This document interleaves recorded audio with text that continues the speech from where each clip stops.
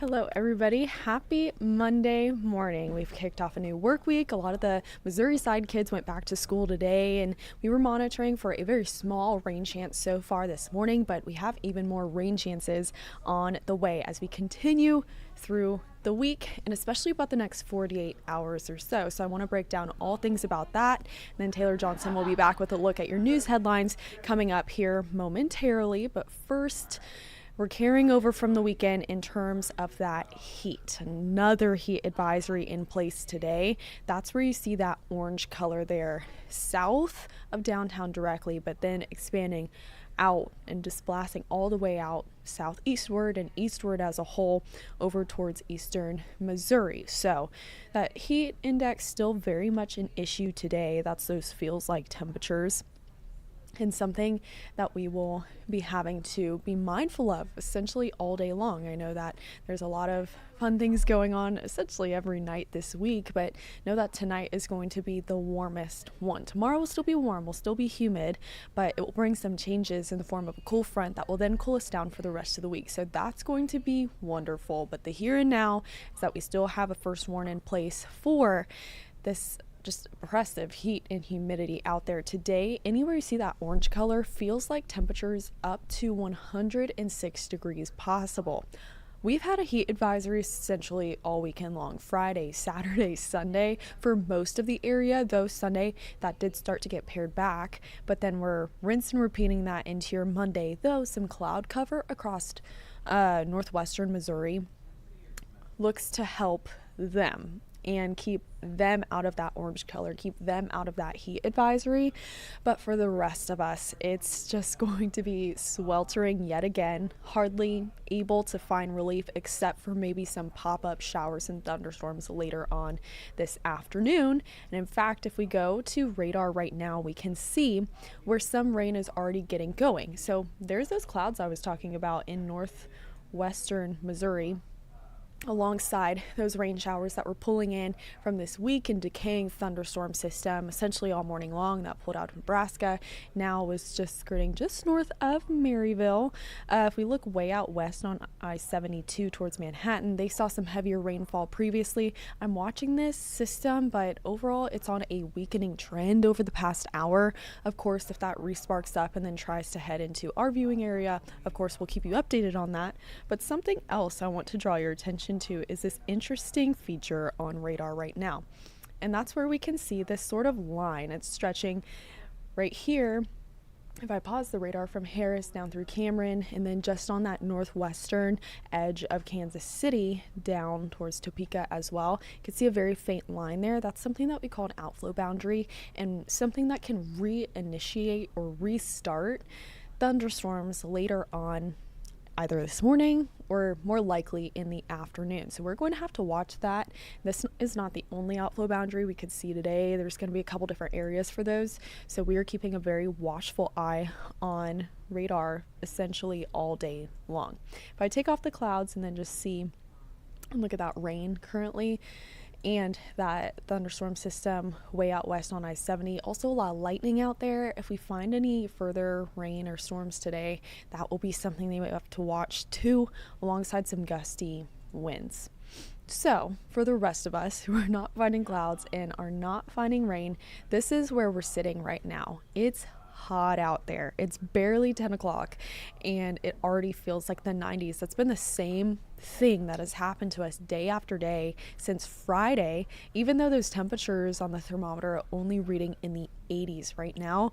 Once we factor in that humidity, which right now is at 67%, so pretty sticky, that's what gets us those feels like temperatures.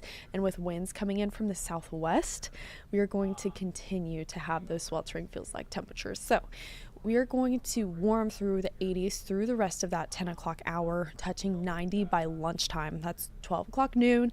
And then in the afternoon is when we start to bring in some rain and thunderstorm chances. Now we have them in place right now because it's not completely out of the question that that outflow boundary I mentioned and showed you starts to spark things up, though that's going to be more likely in the afternoon. The afternoon hours, especially this time of year, are more conducive to creating thunderstorms. They just have more ingredients at play. So that's the same exact story that we're finding this afternoon. and something that we will be monitoring and keeping you updated on all day long. Taking a live look outside from our tower cam, that's about pointing where that outflow boundary would be. You could see we're not really seeing many clouds associated with it, so not a whole lot of development yet. Instead, just tons and tons of sunshine that's going to heat us up to the 90s again area wide today. Farther south you go, same story. The past couple days, the hotter it gets. Warrensburg pushing towards 98 degrees is the high, same as Lacine and Butler too. Farther north you get, where we get that cloud cover, barely cooler. I don't even want to say the word cooler because we're still in the 90s. That's still very hot and feeling even hotter with the humidity. But know that up towards Maryville, Bethany, even maybe as far southeastward as St. Joe, they could see some cloud cover that could keep them and continue to keep them out of those heat advisories for the rest of the day. But where those heat advisories in place, that's just south and east of Kansas City, and then continuing out towards central Missouri. That's where we would feel like up to 106 degrees today. And as I just showed you, we've already seen those feels like temperatures just off to the races today. So that's all about temperatures, though.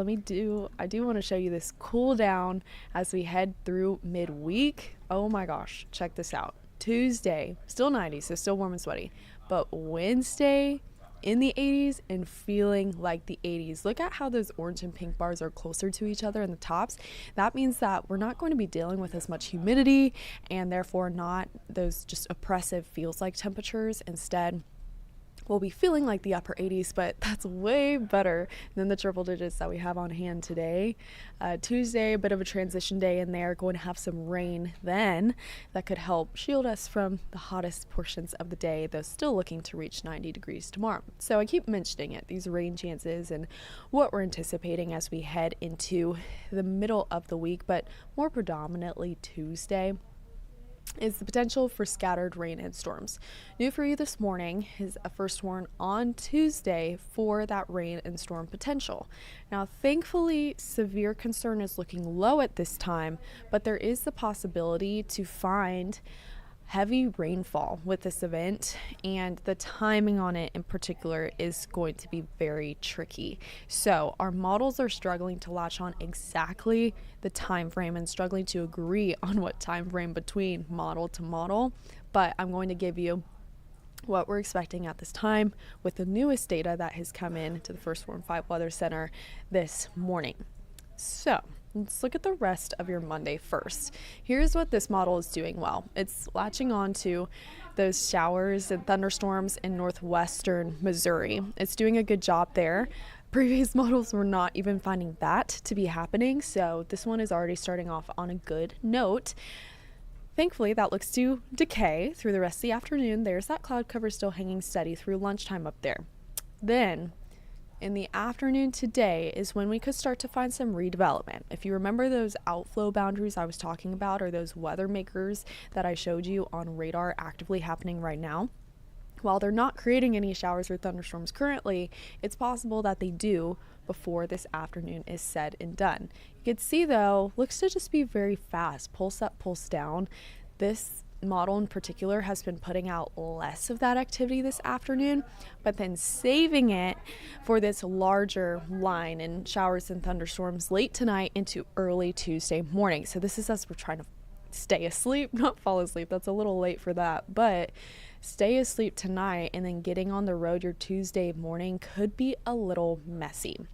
Our other model that we like to use is having this particular line come in much earlier, around 10 p.m. tonight.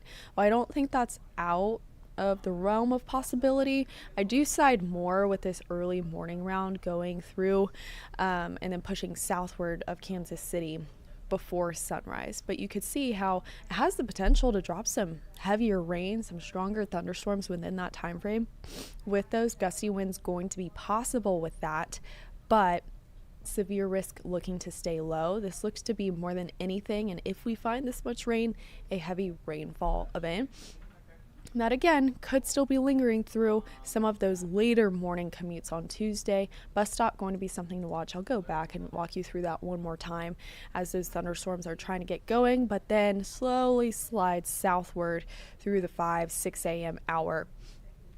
estimated time frame on that. Of course, once we get afternoon data in, we'll polish that up and continue to update you with the latest, but just know that this is looking to be a Tuesday morning event at this time.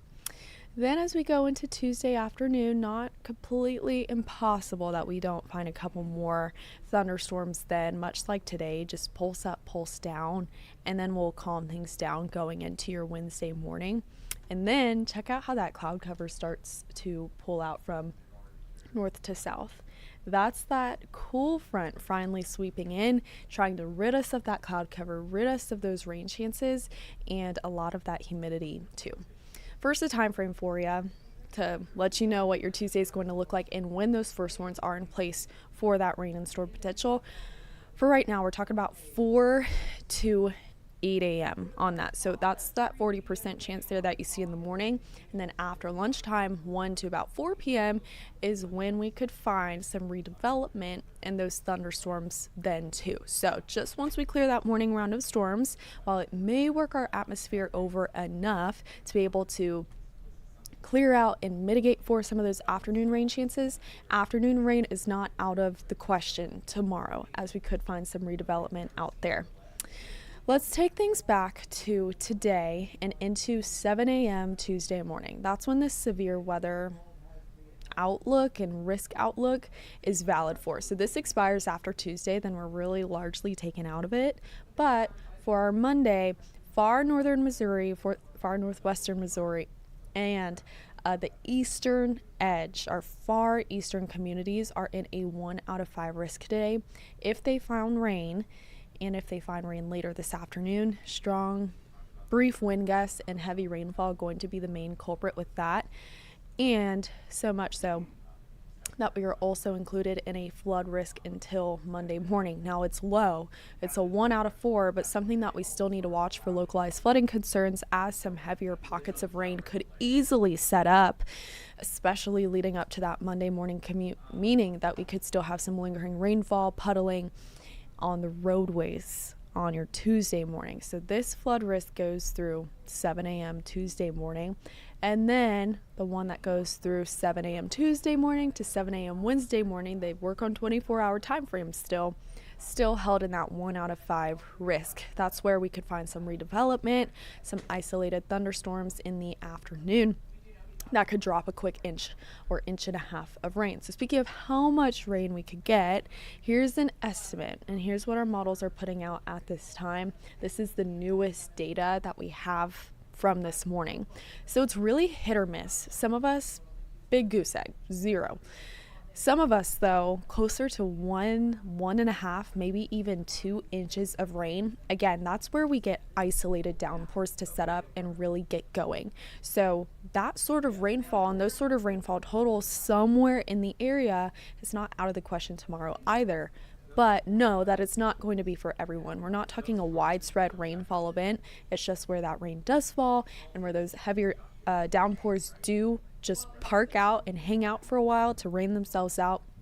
Those are the kind of rain totals that we could be seeing underneath them within a short period of time frame. So that's why localized flooding concerns are going to have to be something that we are watching late tonight through your Tuesday morning. Not a bad idea to give yourself some extra time out on the roads tomorrow morning, and also just some extra space on the road too. Just keep that in mind as you get ready for bed tonight and are setting that Tuesday morning alarm, or planning on how to get the kids out to the bus stop or over to school on your Tuesday morning too. So let's get you a look at your Screedybank 7-day forecast. Lots to unpack here over the next couple days in particular. There's that 30% chance of rain today, mostly for this afternoon. If we find some isolated thunderstorms out there, though, that rain chance bumps up to a 40% as we go into your Tuesday. That's why we have that first warn on the board for that rain and thunderstorm potential, mostly and most likely to be in the morning hours leading up to that morning commute, and then potential redevelopment in the afternoon. Temperature wise though, this is a fun little downward slide that we're taking into the back half of the work week. Today, 94 degrees. feeling like up to 106 though for a lot of us, especially the farther south you go, our southernmost viewers and communities down there. That's why that first warning is in place today for the heat and the non-zero chance that we find quick isolated thunderstorm or two. Tuesday, rain chance picks up, temperatures go down. Cloud cover helps out with that. Winds starting to pull in from the north later in the day will help out with that too, cooling us down and keeping us more refreshed through the evening time, but then especially into your Wednesday, temperatures going down to the mid 80s and feeling similar to that too. Humidity will tank and will stay in the mid 80s well into the weekend. Saturday into Sunday though, is going to be another time we are watching for the potential of a cool front. It's pretty far out to say that for sure, but over the past couple of days, our longer range models have been pointing to that. So it's possible we're accounting for that drop in temperatures yet again going into your Sunday. So definitely something to look forward to, but just keep closely in tune with us these next few days, especially as we battle some of those thunderstorm chances. And as always, we'll bring you the latest.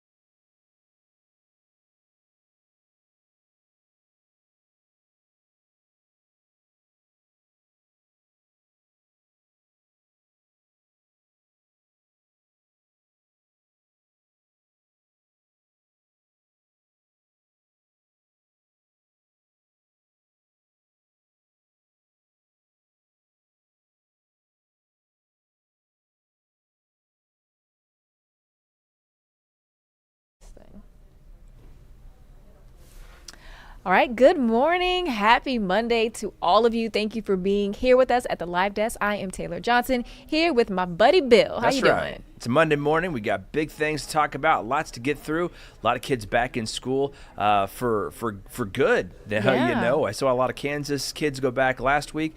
A lot of the Missouri schools will start heading back this week. So we got a lot to get to here this morning. Yes, we do. I do want to ask you really quickly, how is back to school for your kids? Yeah, I think they're doing pretty good. Their summer was pretty busy, so I mean they relaxed a little bit. We had a nice couple of vacation for them. So, but they're doing all right. They're both.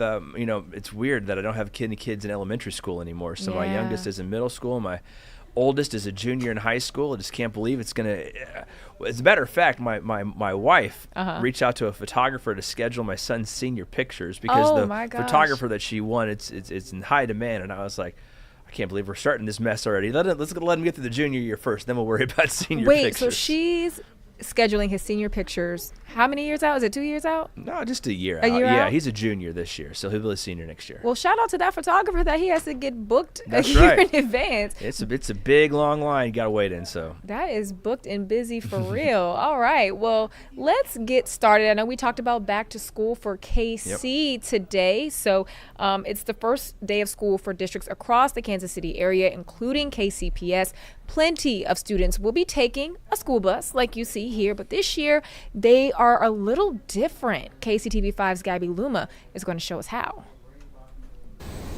Why'd you let me go? It's an exciting day as it is the first day of school for plenty of schools out here in Missouri, but especially for Missouri schools because they've been picked by the Department of Education to pilot this new testing system. It's called the Success Ready Student Assessment. Now, this is very similar to MAP testing, which students, teachers, parents are already familiar with. You take it at the end of the year, and it kind of just sees how the kids are doing after a year of learning. Now, this one will be a bit different because they'll be tested. Students will be tested actually periodically throughout the year. Now, again, this is just a pilot testing system, so it won't be fully rolled out to every Missouri school, but educators are excited to see how this will shape the future of testing. I'm reporting from Kansas City, Gabby Luma, KCTV5 News. Well, this year, Kansas City public school kids won't have to suffer from dangerous heat to start the year. The district says that every school now has some sort of air conditioning. Voters made all this happen back in April, overwhelmingly passing a $474 million bond. It's the first time in 30 years of new construction. Each school will get at least $5 million worth of upgrades to classrooms, bathrooms, heating and cooling systems, and security features. Well, meanwhile, the district will continue under the same leadership. The board extended Superintendent Dr. Jennifer Collier's 3 more years. This was back in March. The board citing her meaningful progress to student literacy, college readiness, and enrollment growth. Collier has served in KCPS for 25 years. Well, meanwhile, the Missouri State Highway Patrol also urging everyone to be vigilant on the road. So last year, the state recorded 843 crashes that involved school buses, resulting in 7 deaths. Now, the agency says most of those traffic crashes involving young drivers under 21, they occur between 3 and 4 p.m., obviously when school gets out. They want to remind you to put your phone down, eliminate any distractions, have those discussions with your young drivers too. Keep in mind, Missouri is a hands-free state, meaning you cannot have your phone in your hand while you're driving. Now, if your child is walking to and from school, talk to them as well. Make sure they cross the streets only on marked crosswalks and never in between parked cars. Yeah, those are always good reminders there. You can never be too vigilant or too safe when it comes to that. Agreed. Well, also safety is top of mind for the Park Hill School District as they welcome back thousands of students this morning. And when it comes to elementary schools, the district is focusing on protection and prevention. KCTV5's Grace Smith joins us from Southeast Elementary. Hey everyone, I'm Grace Smith here at Southeast Elementary School in Parkville. It's the first day of school, and with that comes changes every single year. And one of the things that they're doing this year across all elementary schools in the Park Hill School District is that they're adding school protection specialists. Basically, it's 4 armed people who will be making sure that your kid is safe while they're in school. Another change this year across Missouri is students won't be able to use this in the classroom. However, if there is an emergency, of course, there are some exceptions. Welcome back to the classroom, Missouri students. Well, other school districts that are headed back to class today are Independence. We've got Center and Belton. You are all headed back to class today. Now, several other Missouri districts return tomorrow and on Wednesday. All right. Can't believe it's already that time again. Well, now to some tragic news. A Kansas City teen's life cut short after an argument turned violent. Now the community is facing another heartbreaking loss. It happened Sunday morning at East 97th and Woodland. Police say witnesses told them a group was arguing in a parking lot and then it turned into gunshots. 14-year-old Tiandre Gibson was killed in that shooting.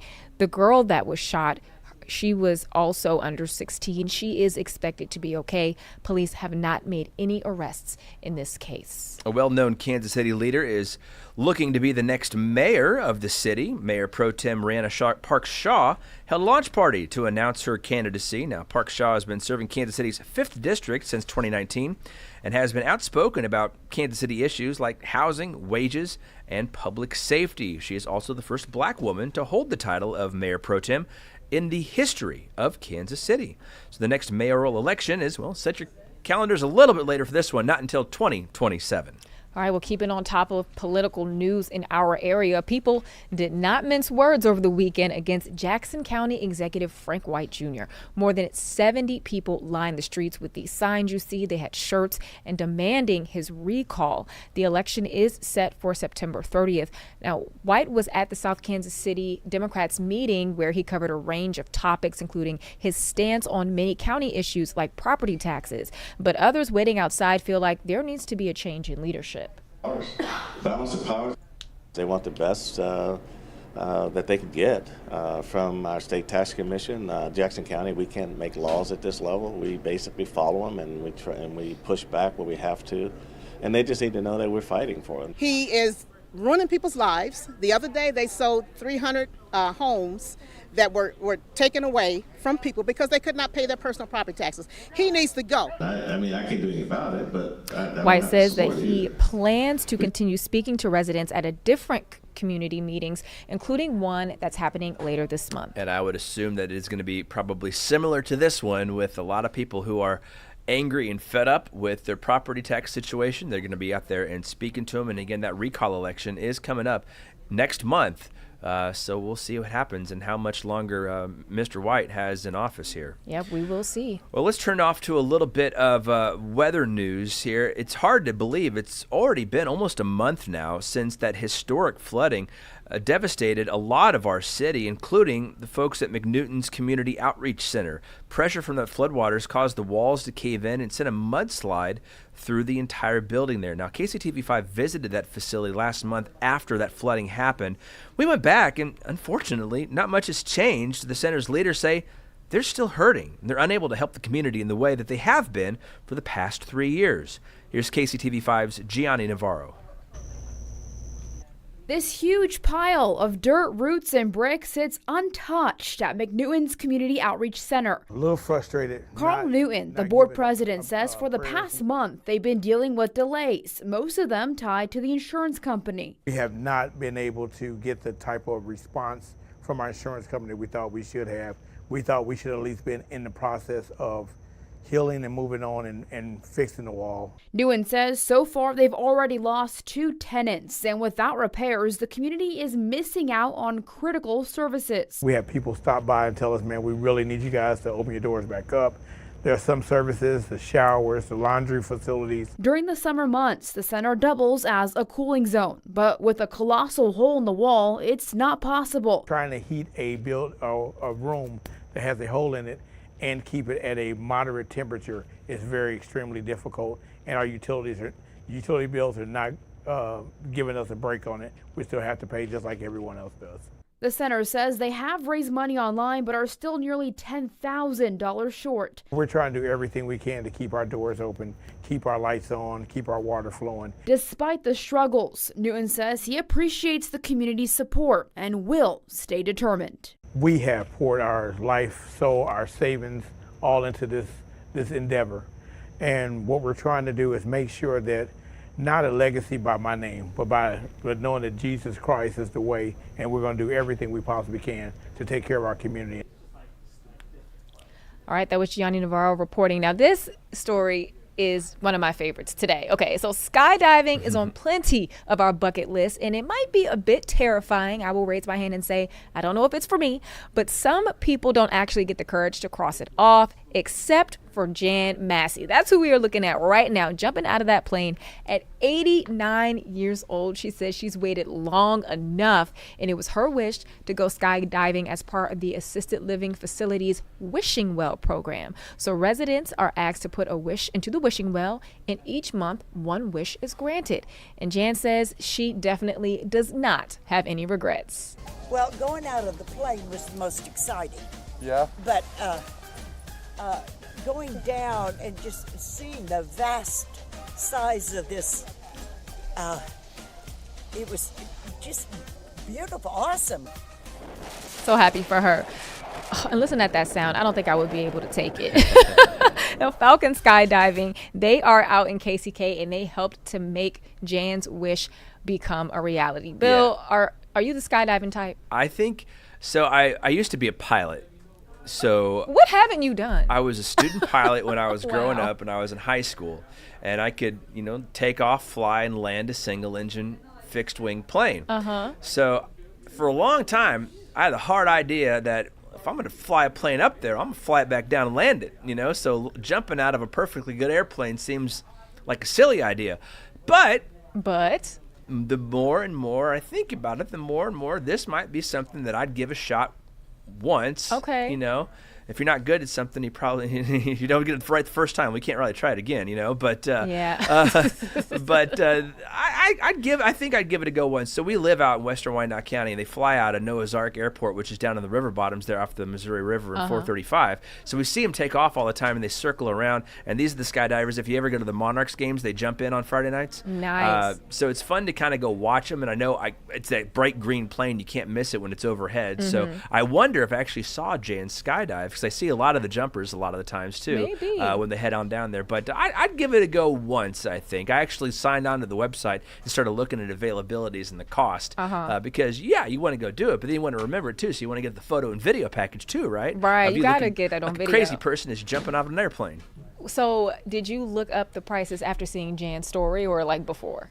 I did it after I saw Jan's story. So Look Jan at her can do it. I inspiring think I can people. do it. Yeah, I mean, you only live once. You only get one chance to do it. It looks pretty safe. If Jan did it, I want to try it too. Yeah, at 89 years old, that's awesome. I'm like I can do a roller coaster any day. Yeah. But like free falls, like that's where it kind of gets me. Yeah. Well, I'm half of Jan's age, so I figure I might as well try it now rather than when I hopefully I get up to her age, right? Yeah. Years ago, a friend of mine, she was going to go skydiving, and so I went out there with her, Yeah. but she never got to go up because there wasn't a break in the clouds. Oh, yeah. So she never got around to go back and do it. So maybe it was meant to be. Maybe it that was meant way. to be. So Yes. yeah, well, congratulations to Jan. That's truly a unique story, and I'm happy that Yeah. the folks over at Falcon Skydiving could accommodate her on that. Again, really a once in a lifetime opportunity for her. Yes, inspiring us all. You better go, Jan. We are very proud of you. Get it, girl. Well, we are going to take a quick break, and then we will be right back with more news headlines.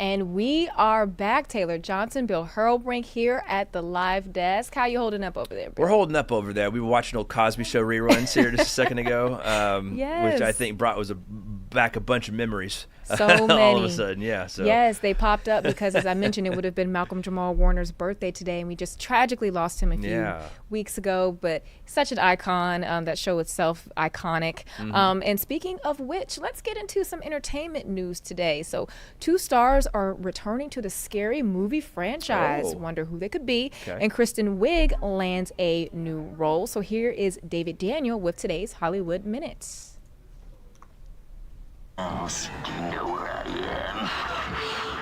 You're behind the couch. I can see your feet. Scary Movie brings back 2 of its original stars. Anna Faris and Regina Hall are set to reunite for a new installment in the horror spoof franchise.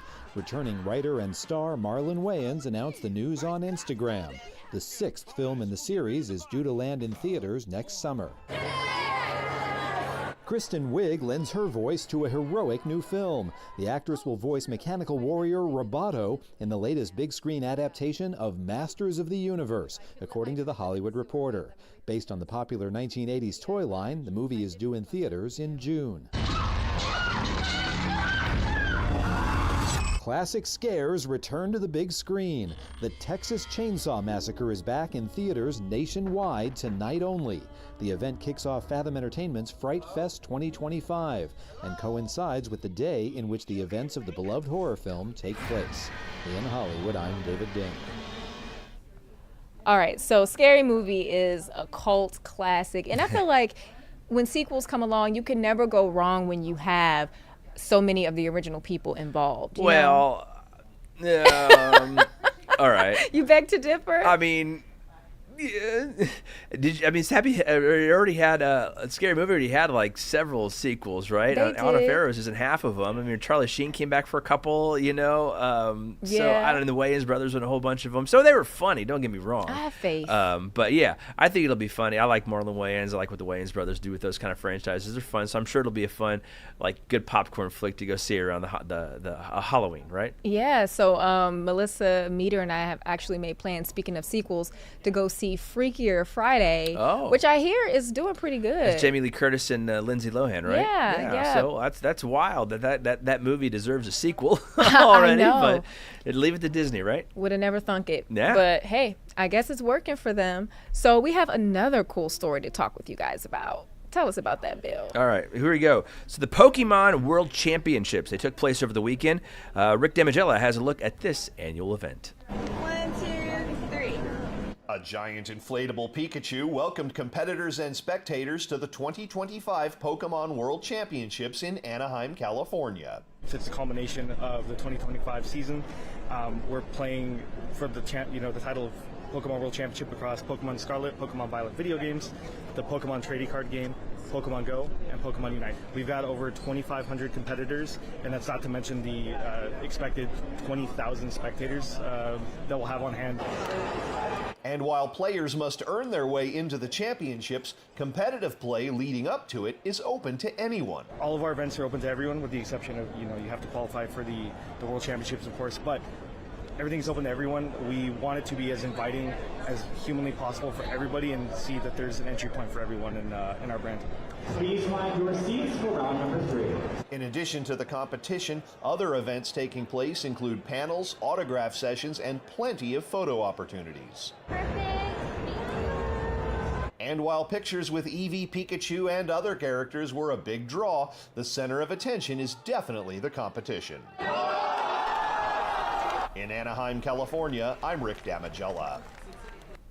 It is amazing to me how well Pokemon is still doing all these years later. Like, I remember when it first came out, I had to be like, I don't know, like a first grader or something. Like, they've been out for a long time. It's been around for a long time as the playing cards. I know that much. And then, of course, it's really kind of stepped up into the digital age here with all the cartoons and the Pokemon Go and everything that they have out. I haven't played any of them, so I have no idea what any of it's about. But you know what? I'm at the point of my life where if people are going out and doing something that makes them happy, then God bless them. I hope they can go out and find that something that makes them happy. Yes, go for it. Let me tell you, I had the cards. I wasn't really yes, I did. I had a whole stack of cards. I had a Nintendo 64 with the Pokemon Stadium game.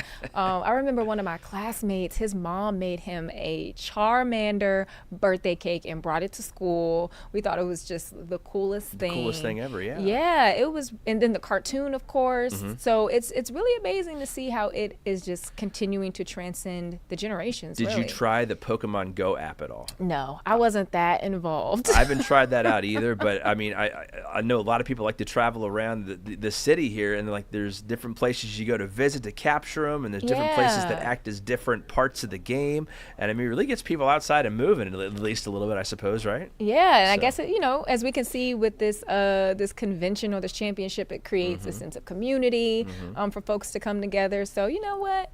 Shout out to Pokemon. Shout out to Pokemon. Sticking around. I love that for them. Yeah. All right. Well, we are going to take another break, and then when we come back, we have an interview with Thelma's Kitchen. Okay. This is one that you don't want to miss, as they are doing some great work in the community. We'll be right back.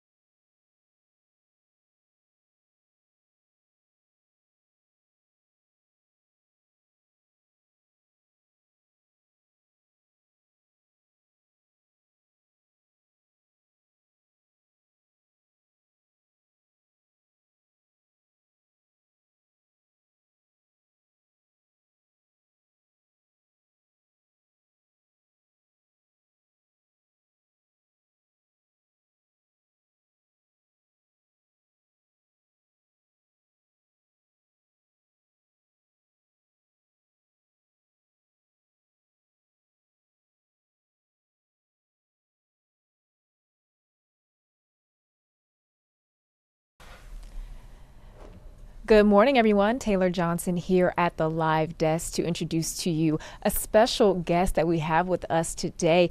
We are going to talk with the executive chef of Thelma's Kitchen, a nonprofit community cafe and social venture of reconciliation services. They bring people together over fresh, affordable meals in the heart of Kansas City, where dishes range from $1 to $15, so it's for every budget.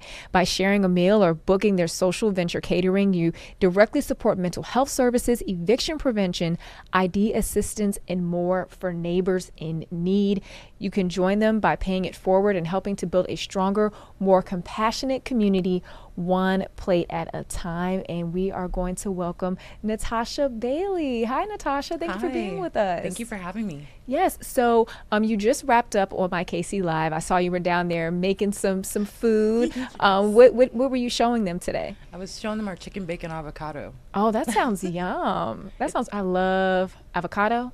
I love bacon. I actually had that on my breakfast sandwich this morning. It's perfect. Yes. So just tell us a little bit more about Thelma's Kitchen, how it came to be. I know it's actually named after someone. Yeah, it's named after Thelma Altschul. Her and Father Alexi bought the building in the 80s. And they were just taking care of people, had a Friday night meals, had a pantry going through there. They had nuns living in there. They were just really, really grassroots taking care of the community. And so at what point did you get involved with Thelma's Kitchen? I got involved in 2021 during the pandemic. Before this, I was at Green Dirt Farm for a long time. I was there for a long time doing a lot of things in cheese. And then COVID hit and the world just looked very different. So Thelma's is right around the corner from where I live. And at that time, I was helping my friend Shanita get the prospect off the ground. Mm-hmm. So I just randomly went in there to look at what they had going on, and they told me that they needed a chef. And I reached out a few weeks later, and I've been there ever since. Awesome. And I know one of the big things about Thelma's Kitchen is just being able to pay what you can. Can you talk about the importance of just making food and meals affordable, especially in areas where it's considered a food desert? Yeah. Excuse me.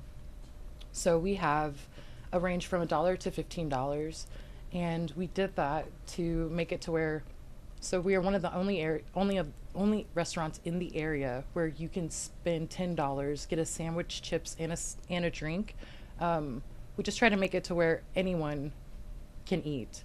One good thing as well is we have tokens, and tokens, like we have case managers upstairs, and they help with the eviction assistance and SNAP and all of those benefits. So once you go to your service, you get a token, and the token is worth $15. So you can bring that token back in. We also have corporate partnerships that buy tokens and hand them out on their own, and then you can come in and use that token just like cash. So it's another way for people to be able to, it's just another way for us to take a barrier away. And I think that's really important right now. I think if that's one thing that we try to do every day is remove barriers. So it's nice to have that range of food, because if this is the only meal that you get in a day, I want it to be something that's filling and does something for you. And speaking of which, there's just other ways that you all help the community. I know one of the things that was mentioned here in this introduction was mental health services. Yes. Talk about that connection, especially with the work that you do at Thelma's Kitchen. So sometimes when we meet people, they're going through it. And one thing that we are able to do, I feel like sharing a meal goes a long way. So sometimes if you can get someone to sit down, start eating, they let their walls down, you can ask more questions. And the more questions we ask, the more we can get to the root issue of the problem. And then that's when the caseworkers step in. They're able to kind of meet you where you are and get you on a path that leads you to a better life. Mm-hmm. And we know that eating well is an important part of overall living and being able to have a better life. So talk about where you source your food from. What are some of the items that you offer? I know you talked a little bit about what you had on my KC Live today, but fruits, vegetables, those things. We try to be hyper local. I partner with a lot of different farmers and producers around around the state, actually. We have had partnerships with Lincoln University. We've had partnerships with KC Bugs, KC Black Urban Growers. That's what that is. We just really try to get that produce and do something with it. So we get in a bunch of produce, and that's kind of why our menu, the $15 entree, is the chef special, because I take all of the things that I've been able to get from different producers and growers and use them in the menus. So that's why we don't have a set menu in that way. But the sandwich I did today, the chicken bacon avocado, we're kind of testing having a signature sandwich on the menu all the time. And that one is a part of our catering business. And the catering I put in when we had to do a renovation on the building. So we were going to be closed to the public for about 2 years. So we created a catering program to kind of sustain us while we were off site. And it was one of the best things we could have ever done, because it gives us a little bit of flexibility and not having to rely only on grants. So that's kind of where our social venture aspect comes in. And it gives us the ability to help in larger ways than we could before without so many stipulations. So it just gives us a little more freedom to stretch and test things and see what works, because in the long run, we're here to help the community. And our goal is to bridge gaps, to make it not be a scary place, to be inviting for everyone, and to make sure that when you do come in, if there's a need that you have, you feel comfortable enough to vocalize that. Because one thing that I've seen and learned is when people are down, it is so hard to ask for help, and you already feel so bad in general that you don't want to burden anybody else. But I just want people to know that you're not a burden, and we are here, and we are a helping hand, and we're here Monday through Friday all day long. Thelma's closes at 2, but RS stays open till 5. So there's always someone there. If you need something, please don't hesitate to reach out. And that's important. People just having the level of comfortability to reach out for help, because, at least from my experience, sometimes you're told, don't ask for help, or, sometimes it's just too much of a sense of pride that we end up going without the necessities that we need. Yes. So it's awesome that you all are creating that safe space for people to get the assistance that they need. But also, to get the assistance, you also need support too. Yes. And so I see here I'm going to go back to this webpage toward the bottom that people can help you all out. Maybe it was on a different page. Let's see here. It was on one of these pages where it talked about how people could buy a token or how they can contribute. Let me see if I can find it again. You can buy a token, and you can volunteer. Volunteerism has been huge for us. I like to say that volunteers are our lifeblood. Like, we could not do this without them. And we feed I know that we see no less than 150 people a week. So it's like, we need help prepping that food, and with getting so much local produce, we have to then fabricate it. So we're making pickles, we're making soups, we're blanching vegetables, we're freeze drying, we're canning, we're doing all of the things that we can to make this produce last us through the winter, because that's when crops slow up and things kind of dry up. But we want to be prepped and ready to be able to serve the same food year round. So fresh is best, and we try to stay as fresh as possible. But we've had just so many people reach out and donate things that we didn't even ask for, that just came right on time. So it's like, one thing I will say is that I get to see the community in action every day, and that feels really good, because sometimes on the news everything seems so bleak, but I get to see people step up and show up for each other every day, and it keeps me going. And I know that is so refreshing to see. I mean, talk about mixing your passion of cooking and also serving the community. What does this work do for you personally? So when I was a kid, summers meant I would be with my grandpa, and we'd be doing Meals on Wheels. We did it every week, and it gave me conversation with a generation that I never would have had unless we were doing that work. And it showed me that small acts make a big difference.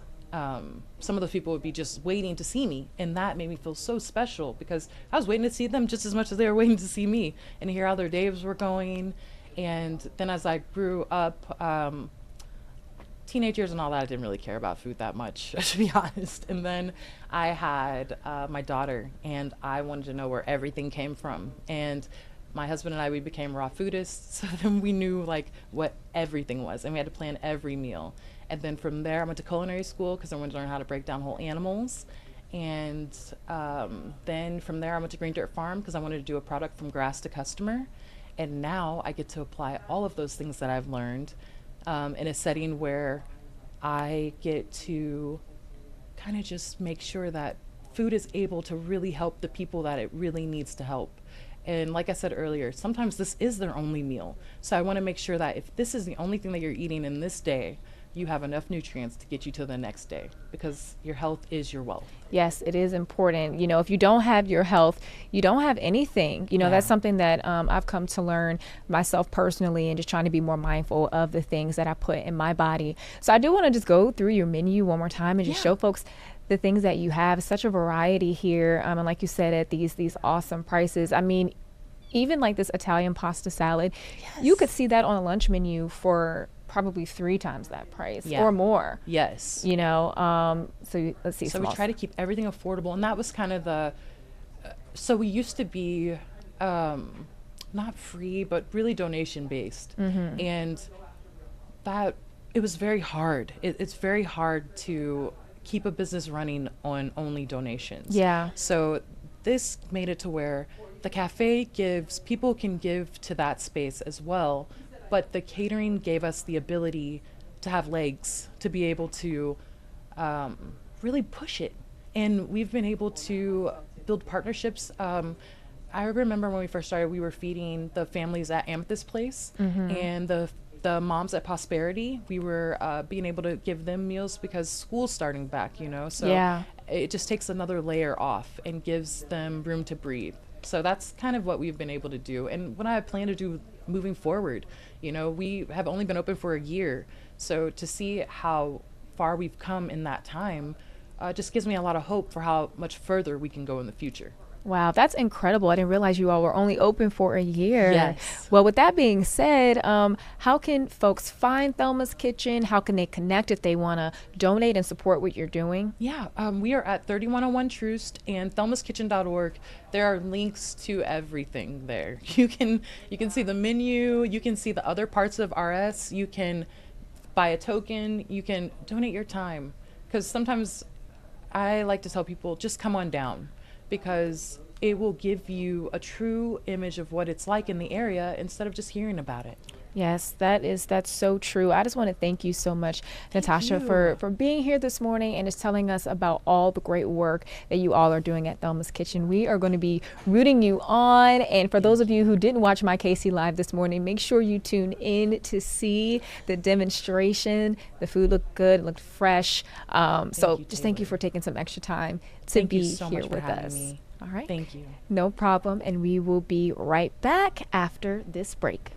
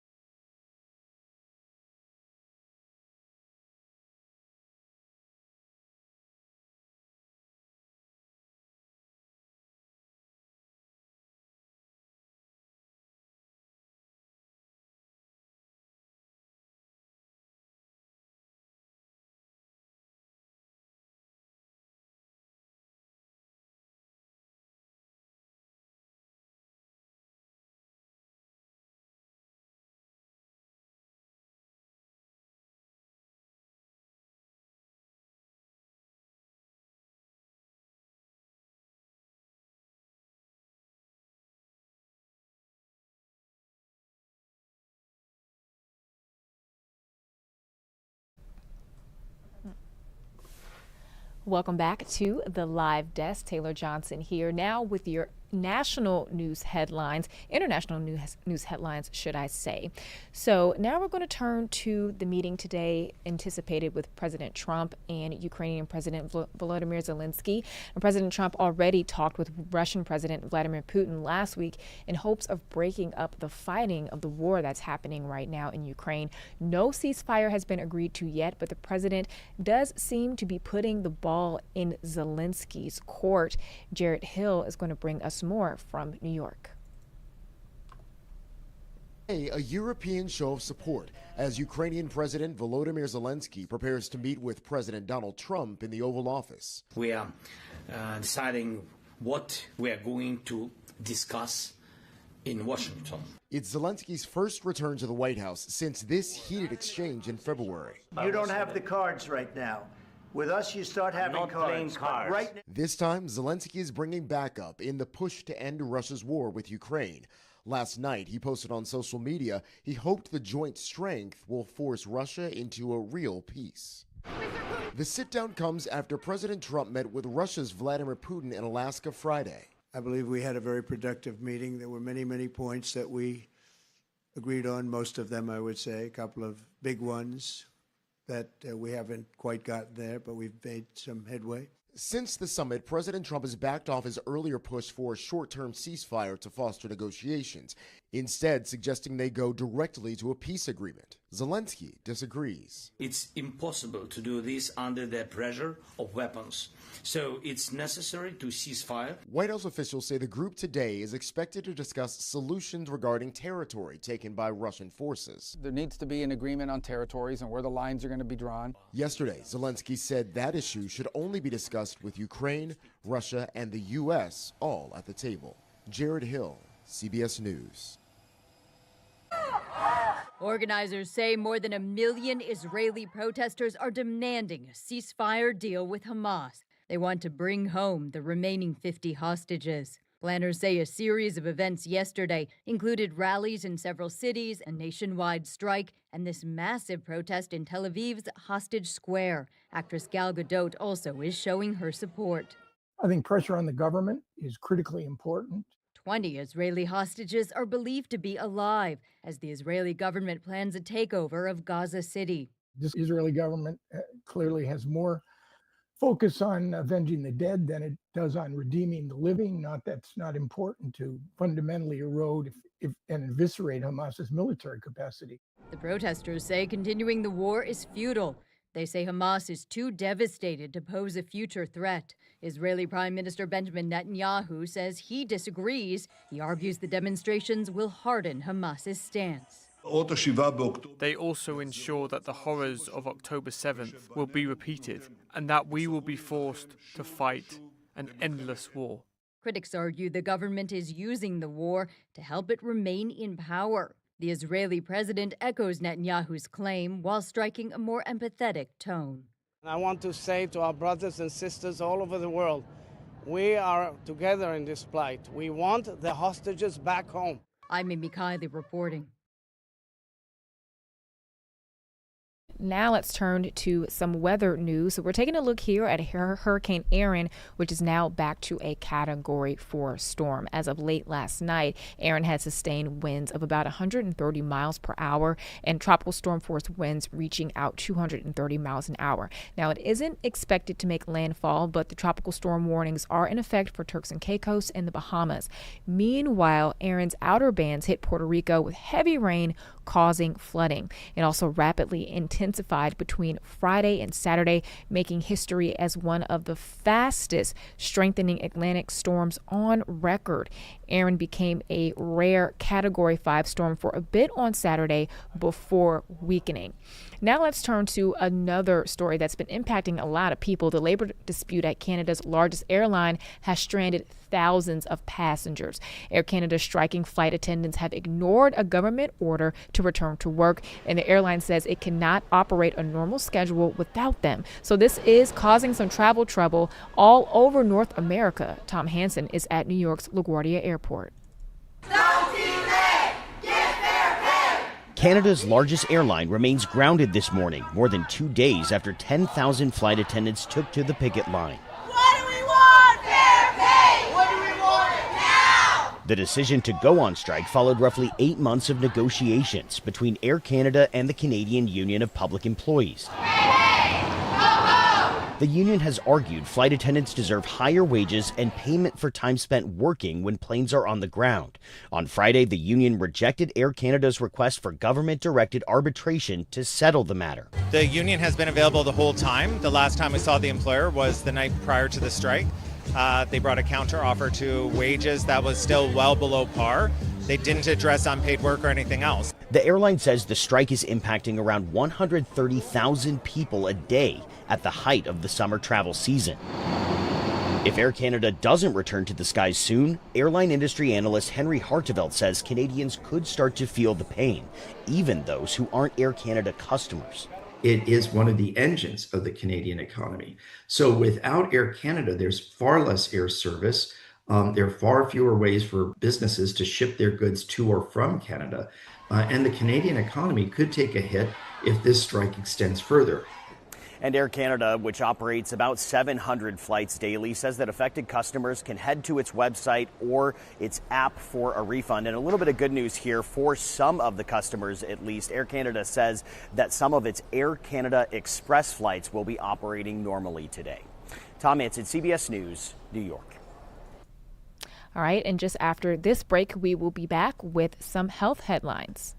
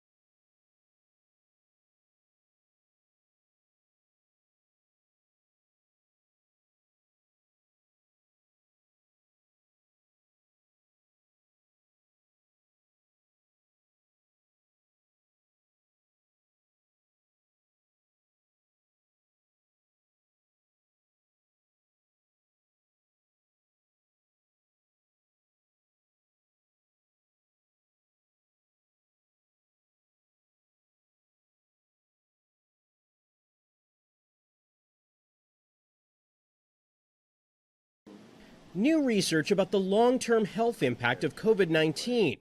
A study published in the European Heart Journal suggests COVID can age blood vessels, causing them to become stiffer and raising the risk of heart attack and stroke. The study found even people who had mild cases of COVID had stiffer blood vessels. Thousands of children facing a mental health crisis aren't getting the help they need. An Oregon Health and Science University study found many children who go to the ER for depression or attempted suicide end up stuck in the ER for days. Researchers say these children should be placed in inpatient care or an appropriate residential facility, but there's often no available room, highlighting the need for more resources. And people with sensitive personalities are much more likely to face mental health problems like depression and anxiety. Research from Queen Mary University of London defines sensitivity as someone who's more affected by things like bright lights, changes in the environment, or other people's moods. While sensitive people face higher levels of mental health issues, they also could get more benefit from relaxation and mindfulness exercises. Those are some of the day's top health stories. Michael George, CBS News. And here's another interesting health story for today. So Americans are now drinking alcohol at the lowest level in decades. Take a look at this graph here. A new Gallup poll found that just 54% of U.S. adults say they drink alcohol, the lowest number reported in the poll's history. It comes as a record 53% of Americans said even in moderation, drinking is bad for your health. And researchers also noticed a steep decline in drinking among young people from 59% in 2023 to 50% today. This demographic is growing up with more messaging about the health risks of alcohol in comparison to older adults who grew up with some messaging about, one glass of wine might be good for your health. There is a possibility that this age group is also using cannabis more as cannabis is becoming more legal and less alcohol. Now, according to the poll, only 51% of women reported drinking compared to 57% of men. All right, up next, we have your Money Watch.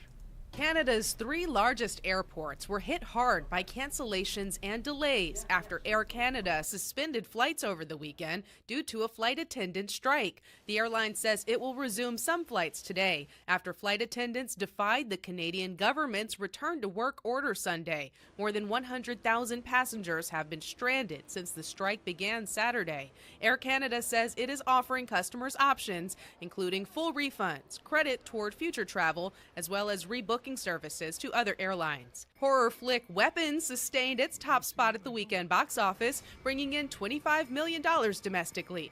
Freakier Friday was number 2 for the second week in a row with more than $14 million. An action sequel, Nobody 2, debuted third after pulling in more than $9 million. And the U.S. Postal Service announced it will release a stamp this fall to honor former President Jimmy Carter. The 39th president died last December at 100 years old. The stamp is set to be released on his birthday, October 1st. That's your CBS News Money Watch report. For more, log on to cbsmoneywatch.com. At the CBS Broadcast Center, I'm Jesse Mitchell.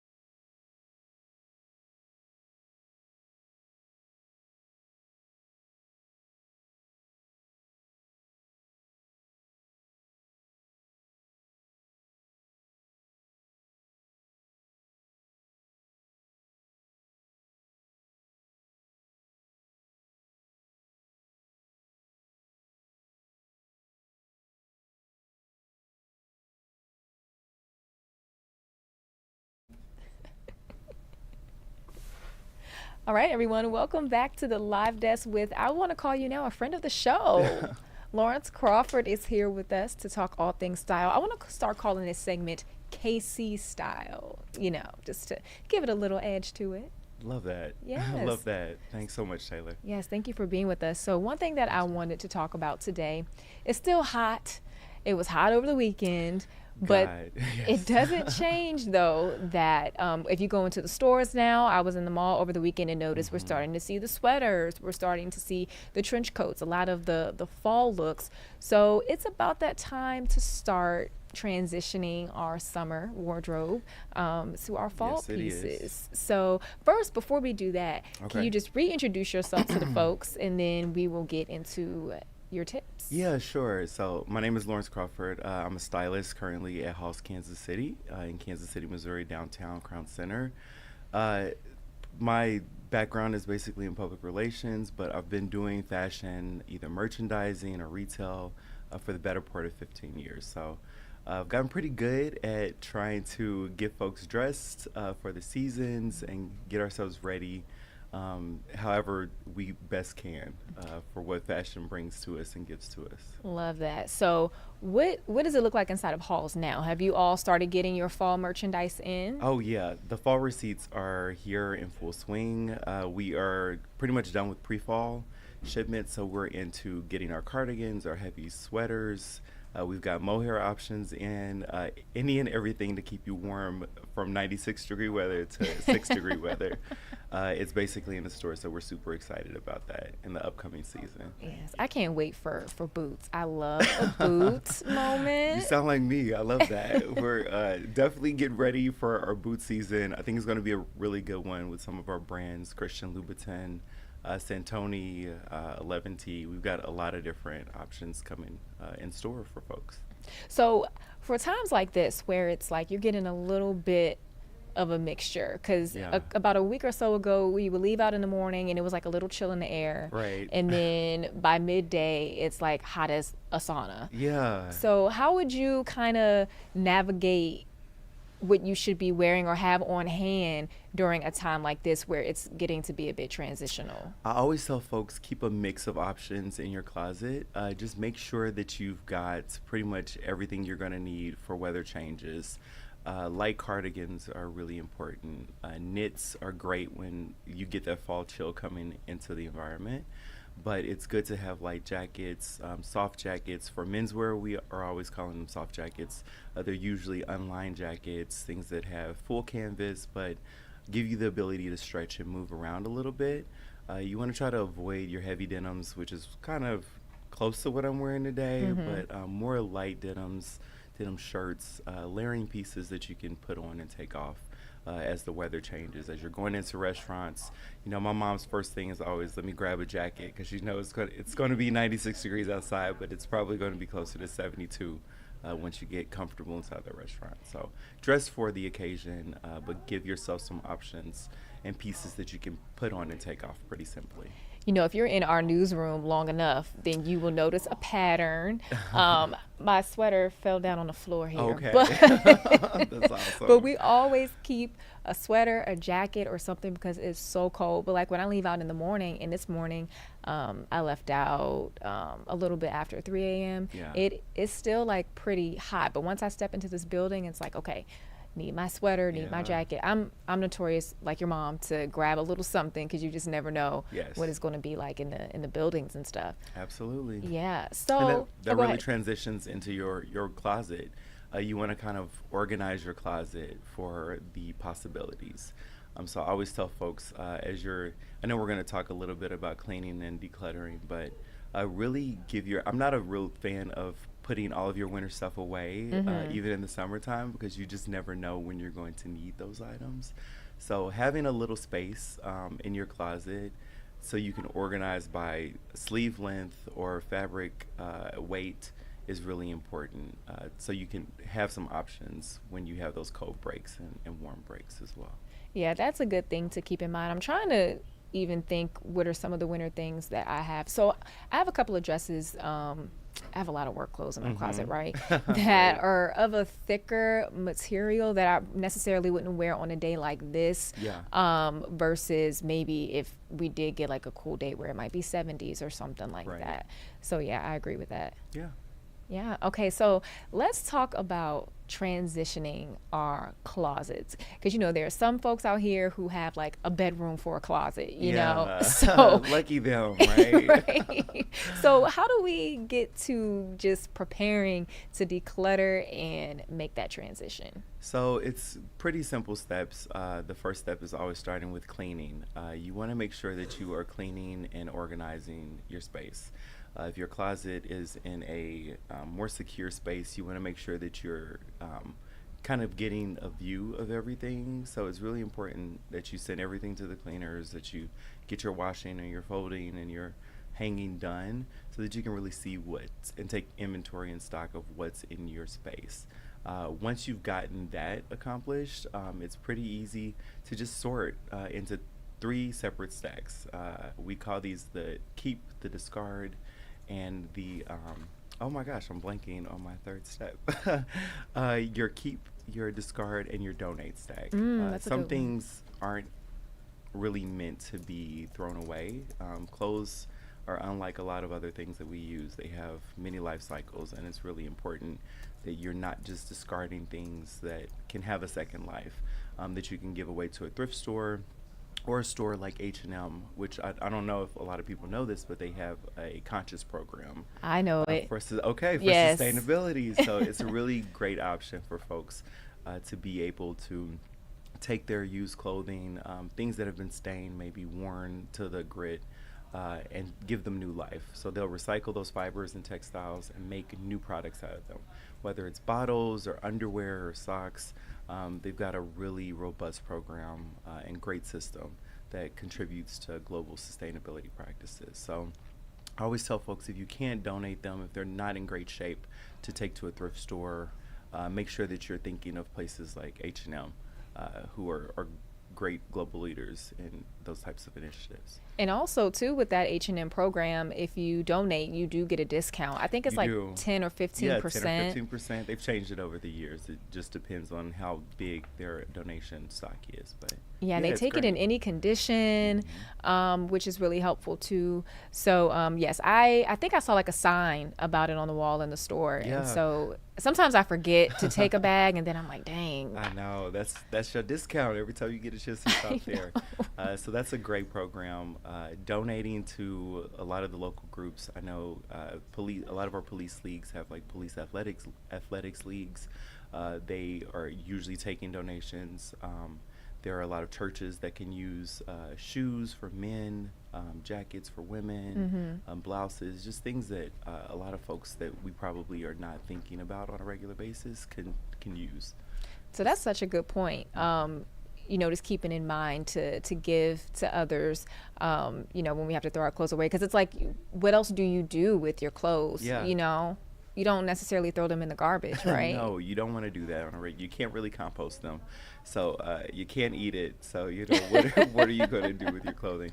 It's really important also, I think, to just consider like how these clothes make you feel. When you're shopping and when you're decluttering, are you going to get a compliment from this item, or is it going to make you embarrassed? If you were to, for instance, run into somebody that you really admired, and you were wearing maybe your favorite t-shirt, but it was a raggedy little t-shirt, and this person has 2 million followers, and you happen to snap a selfie and they send it to their social media, are you going to be proud, or are you going to be disappointed with what you look like and what that item looked like, that t-shirt looked like? Because they go crazy in the comments. Yeah, they do. And you don't want to be the brunt of social media. No, you don't. You don't have to. Oh my gosh, that's so true. I really like that. And then another point that I see here on these tips is, does it fit your lifestyle? That's probably critical. something we don't really take into consideration when it comes to clothes, especially if it's something that we've had for many years. And it's like we just don't want to part ways with it because maybe it has some nostalgic thing to it. I don't know, but that's an interesting way to think about it Yeah, too. how does this clothing item serve me right now? If I talk all the time about style stretchers. And these are items that we are not necessarily most comfortable with, but it may be something that we're interested in trying at some point in time.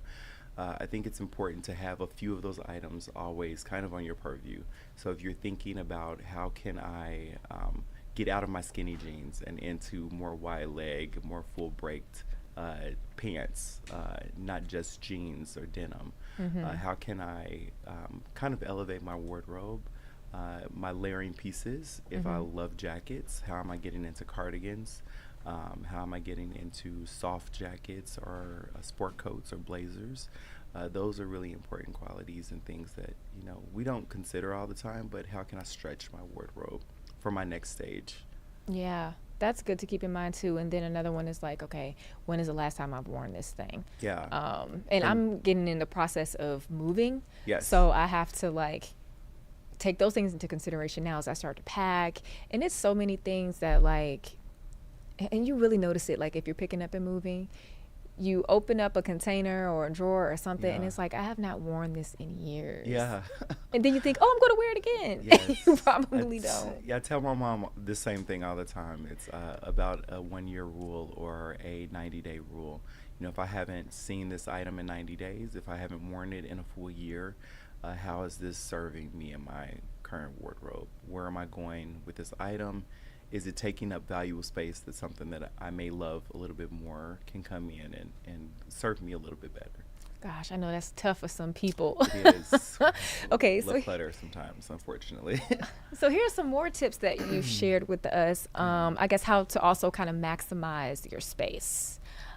Yes. So I guess kind of just really thinking about seasons. Seasons are important, but also having some options that you can use kind of year long. If we're thinking about just really maximizing the space that's within your closet, I kind of go like hierarchical. I don't know if this is going to come out the right way, but when I'm thinking about how I dress, my hats are usually organized like at the very top of my closets. I've got bags, shirts, jackets kind of in the middle. My denim and my pants are usually always folded, either nice and neatly into drawers, and then my shoes are usually the foundation. So I know exactly where I'm going to look for things when I'm going inside my closet. I know that I'm not going to be looking for shoes, you know, above my jackets. They're generally going to be, unless they're like a very special shoe that needs to be elevated. Because if you've got your favorite pair of boots or something, you don't necessarily want to put that on the ground. You want to be able to see that and kind of really visualize how you're going to be able to use that and incorporate it into your closet. So placement is really important for me in my closets. Knowing that your jackets are going to be in a very specific area is really helpful, and it helps you get dressed really quickly in the mornings or for events in the evenings. So I think it's really important to maximize your space, but make sure that everything has a space and that you are aware of that space, so it's very efficient to get dressed. I like that efficiency in getting dressed because I find, at least for me, I have to, especially for work, get organized the night before. Like I need to steam. I need to know what like my undergarments are going to be. I need to know what accessories I'm going to wear so that it's easier for me to get out of the door. But then there's still some days, not for work, but other times where I leave and it's stuff everywhere. Yeah, getting into routines, creating systems really helps. If you know that you're going to have dirty clothes kind of all over the place, make sure that you've got multiple hampers or baskets. I have a colored basket. I have a whites only basket. I have a dry cleaning only basket, just so that when I'm taking things off and I know they're not going to be able to be worn again before being cleaned, they need to go specifically into their place. Some of the notes that we were talking about also include things like making your bed every day. Something as simple as if you're going to take a shoe or a boot out of a box, pulling the box out, leaving it out so that you can easily replace the item once you're done wearing it. You know, those are really, really important things, and they help you stay organized. Wow, and who would think that, like, you know, making your bed would have a correlation with that? But that's a habit that translates. Yeah, it really does, and it makes you just feel a little bit more organized, even if everything else, you know, is not necessarily in place. That was something that was ingrained in me since I was younger, so I do make sure that I don't leave without my bed made. Okay. I just feel so much better when I come home and I see Those are great it. habits. Yes. They're great habits, and they're foundational habits that help, keep the rest of your life on track and organized. So speaking of organization, are you like a color-coded person? Because I've seen some closets where you have everything separated by color. At some point, it's useful. At some point, it's not. It depends on kind of how type A I'm trying to be in my season. There have been various times that my closet has been extremely color coordinated, and that is sometimes really helpful. Unfortunately, also sometimes you can miss things if they are too color coordinated. So if you've got variations within jackets, it's very easy sometimes to overlook the jacket that you're looking for because it's not standing out kind of on its own. So it just really depends. I'm really more of a utility organizer. So depending on how well or how much space I've got to work with, I tend to like to organize things. That's a good point. Like the being able to potentially miss items.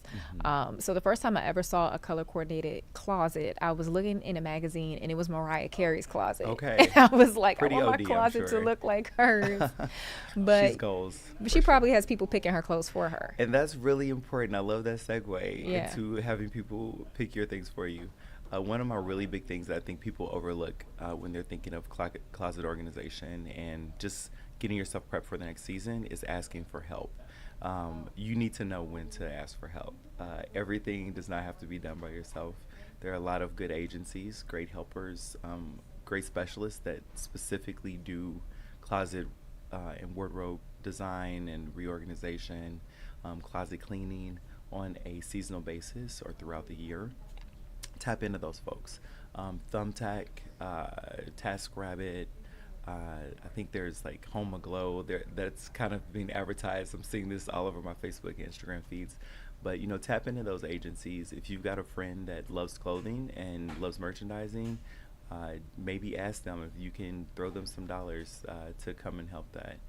Free is fun, but paid is peaceful. And Gosh, I I abide love by that in my life. You can't put a price on convenience, and having somebody to be able to help you get your life in order or your closet in order. I'm going to have to make me a little sign with that on there. Free is fun, but pay is peaceful. Yes. Because that's a word. It'll preach for sure.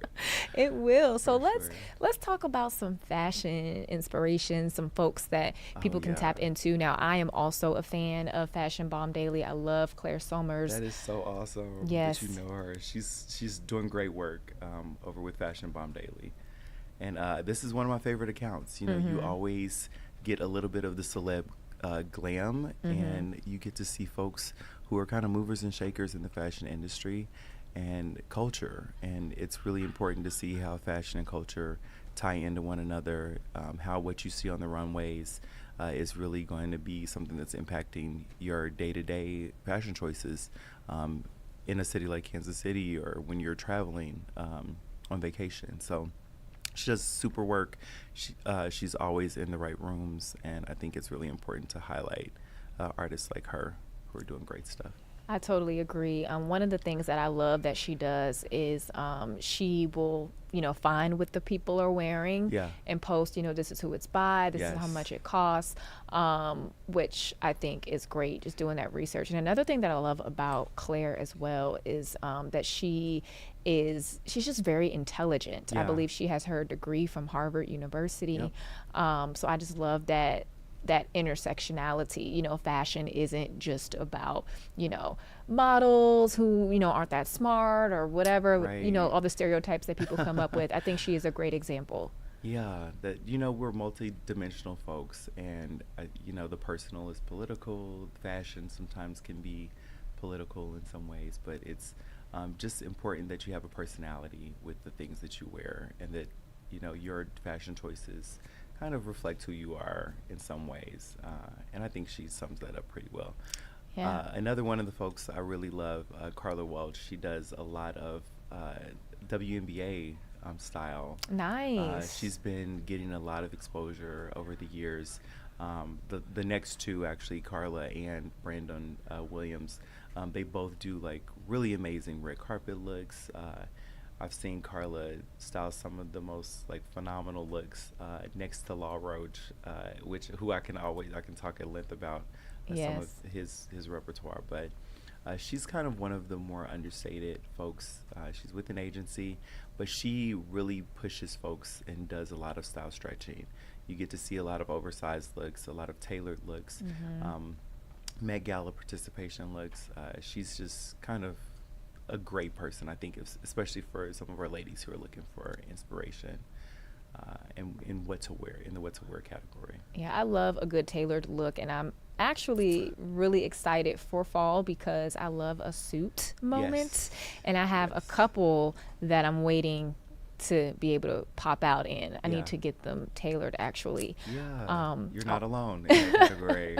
Not alone. There may be a suit in my car right now that's headed to the tailor after this. Yes. So let's talk about, this is Brandon? Brandon, yes. Brandon Williams. He has been around for a really long time. I've been following his work with some of his NBA clients. He's been styling folks for probably the better part of 10 or 15 years that I've been watching him.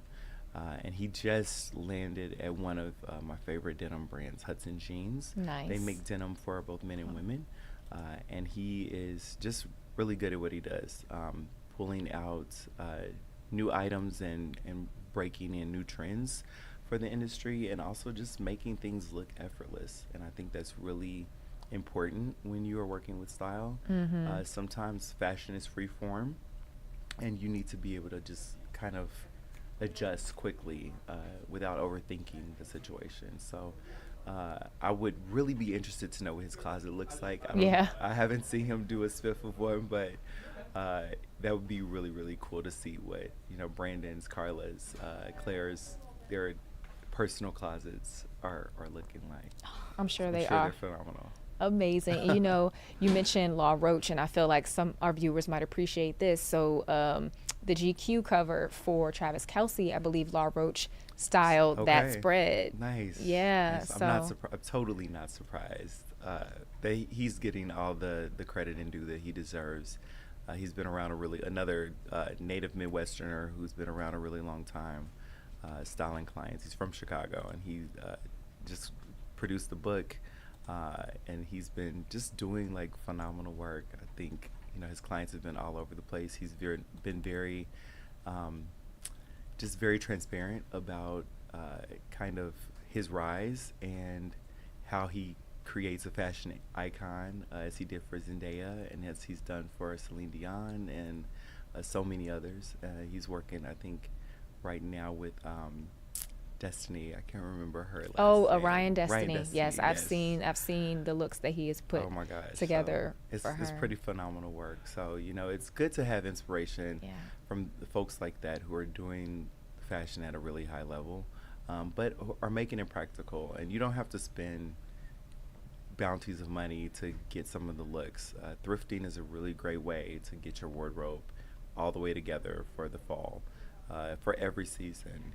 I work with a coworker, and she is like a super thrifter, and I'm always impressed by some of the pieces that she's found, from Van Cleef bracelets to bone jeans.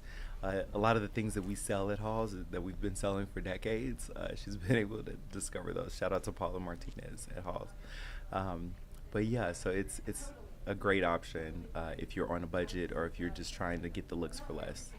I used to watch that. Do you remember that show, The Look for Less? I remember hearing about it. I never got a chance to catch it. Yes, I used to watch it on the Style Network. Okay. I want to get more into thrifting. I think for me, I don't have enough patience for it. I think like thrifting, you have to be locked in, You really do. It may be kind of a personality trait too that I just don't have. Yeah. I think we might share that, Taylor, in the sense that you really do have to be dedicated to the find and the hunt, and it's not a gift of mine. I'm sorry, it's not my ministry, but I'm working on it. Yes. I'm definitely working. When she tells me that she found some Van Cleef jewelry that perked up for like your ear, right? $20. I'm like, wow, I am not using my time most effectively. For sure. Gosh. Well, let's show people how they can find you, Lace by Lawrence, on Yes. Instagram. Oh, and, I love it. And I they can love come it. see you in store, too. Yeah, come in store. We are always running sales at Halls, Kansas City. We're on the third floor of Crown Center, 2501 Grand Boulevard. So come and check us out. It's a great time. It's a beautiful store. We're in the midst of a season change right now, so you're probably going to see a lot of summer sales, summer pieces, new receivables from the fall as well. So yeah, we're super excited to take care of you. Awesome. Well, we're excited to have you. You are packed with so much knowledge that I know is going to be useful to so many people. If nobody gets anything else from it, I do. Just so you know. You're so kind. I hope that people are getting something from this. So. Yes, I really think they are. Well, we will certainly have you back soon. Thank you again for joining us, Lawrence. And we're going to take another break before we wrap things up.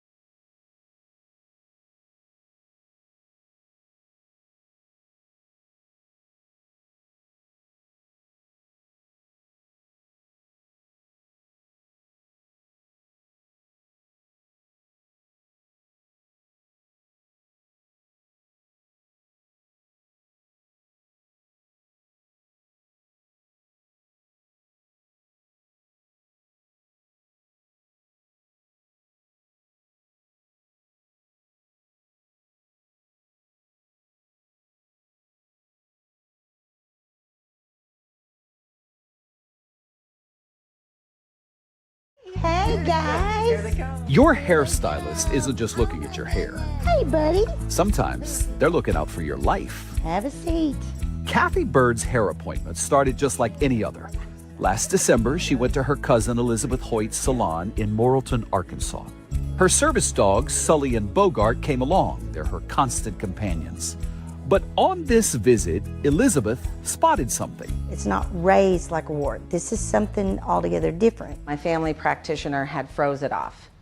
And then it had come back, so she froze it off again. Elizabeth was not gonna have it. Girl, you better listen to me and go do what I said. You know, go to a dermatologist. It was skin cancer. Kathy, already a bladder cancer survivor, had missed the signs.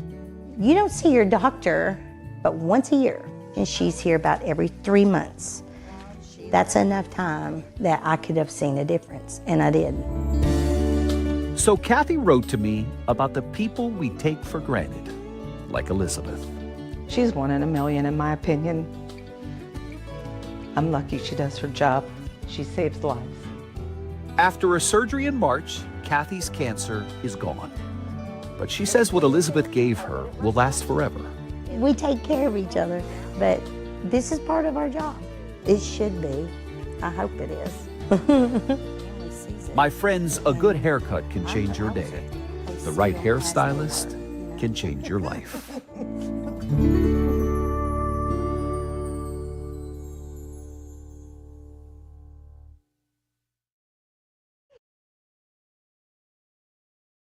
And before we go today, just want to revisit this really awesome story to finish us out. So skydiving is on plenty of our bucket lists, and it might be a bit terrifying. So some people don't actually get the courage to cross it off, but that is not the case for Jan Massey. At 89 years old, she said she's waited long enough, as it was her wish to go skydiving as part of the assisted living facility's Wishing Well program where she stays. Now, residents are asked to put a wish into the wishing well, and each month one wish is granted, and Jan says she definitely doesn't have any regrets. Well, going out of the plane was the most exciting. Yeah. But going down and just seeing the vast size of this, it was just beautiful, awesome. And it looked quite awesome too. So happy for Jan. So to continue on with this story, Falcon Skydiving out in Kansas City, Kansas, they are actually the ones who helped to make Jan's wish a reality. And we are so very happy for her. But just something else to keep in mind this morning, if you want to stay on top of the day's headlines, you can visit kctv5.com. That's where we have all the news you need to know today, especially as we have a first warn for another day of heat and humidity, and there's also a potential for storms tomorrow. So you can absolutely stay on top of that by visiting kctv5.com. You can also be sure to download our app as well and put on notifications so that you never miss breaking news or other important stories that might come through on your feed. And also, again, just thank you for joining us here on KCTV 5 Plus. We always appreciate having your participation as we bring in guests and just having folks to come in and share just the exciting things that are going on in the Kansas City community. This would not be possible without you all. So our next newscast is going to be coming up soon in a couple of minutes. Carolina Cruz and Bill Hurlbrink will be doing our noon newscast as they do each day. And sometimes you even see their faces right here on the live desk with us. But tomorrow we will be back, myself and Janae Hancock. So we're just going to take one final break as you get ready for that new newscast. Again, thank you so much for joining us here at the live desk. I'm Taylor Johnson.